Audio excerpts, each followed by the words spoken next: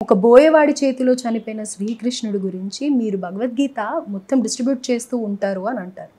అయితే మరి మేము మా సువార్తను తెలియజేయడానికి ప్రజల మధ్యలోకి వెళ్తే మా మీద దాడులు చేస్తున్నారు, ఇది ఎంతవరకు న్యాయం అని అంటారు? అసలు వాడు అడిగిన క్వశ్చనే ఇర్రెలవెంట్, ఇల్లాజికల్, అనెతికల్ అండి.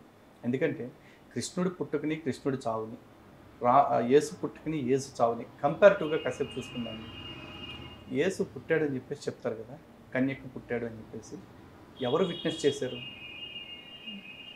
ఎవరు విట్నెస్ చేయలేదుగా. కానీ శ్రీకృష్ణుడి యొక్క పుట్టుక చూసుకుంటే శ్రీకృష్ణుడు శ్రీకృష్ణుడిగా పుట్టనే లేదు అసలు.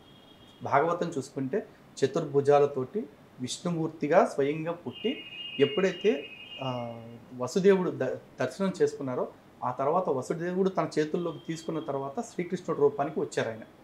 అంటే ఈ సృష్టిలో శ్రీకృష్ణుడికి పుట్టుక లేదు, రాముడు అనేవాడికి చావు లేదు. రాముడికి పుట్టుకుంది, చావు లేదు. శ్రీకృష్ణుడికి పుట్టుక లేదు, చావు ఉంది. ఆ చావు ఎందుకుంది? ఎందుకంటే కర్మ సిద్ధాంతం చూసుకోండి. ఆ యుగంలో వాలిని చంపారు కాబట్టి రావణాసురుడు బాణం వేసి ఆ వాలి జర రూపంలో మళ్ళీ ద్వాపర యుగంలో పుట్టి ఆ బాణంతో శ్రీకృష్ణుడిని కొట్టి తన అవతార పరిసమాప్తి ఉపకరించారు అని చెప్పేసి చెప్తారు. నిజానికి ఇక్కడ శ్రీకృష్ణుడికి కర్మ లేదు. ఎందుకంటే భగవద్గీతలో స్వయంగా చెప్పారు కర్మ నన్ను అంటజాలదు అని. కానీ చనిపోయిన వాలికి కర్మ ఉందిగా, వాలి కర్మ తీరాలి కదా. వాలి కర్మ తీరటం కోసం అని చెప్పేసి శ్రీకృష్ణుడు ఆ కర్మ ఫలితాన్ని అనుభవించారు. అయితే ఇక్కడ చాలా మంది అనుకోవచ్చు ఓ బాణం దెబ్బకు చచ్చిపోయాడు అని చెప్పి వాగుతారు.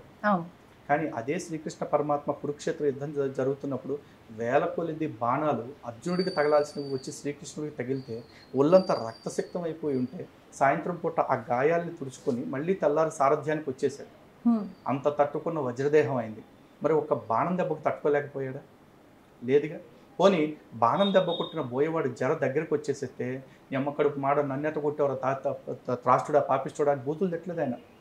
జర ఇది జరగాల్సి ఉన్నది, నా అవతార పరిసమాప్తి నీ చేతుల మీదుగా జరగాల్సి ఉంది కాబట్టి జరిగింది. ఇదిగో ఇంత గొప్ప కార్యాన్ని చేసిన నీకు తక్షణమే సుకృతవంతుల లోకాన్ని ప్రసాదిస్తున్నానని దివ్య రథాన్ని తెప్పించి అప్పటికప్పుడు సుకృతవంతుల లోకానికి పంపించారు. ఇందాక రాముల వారి అవతార పరిసమాప్తప్పుడు కూడా చెప్పేది కోట్ల కొలది విమానాలు వచ్చి వీళ్ళందరినీ కూడా సాయుధ్య లోకాలకి తీసుకువెళ్ళాయి కదా.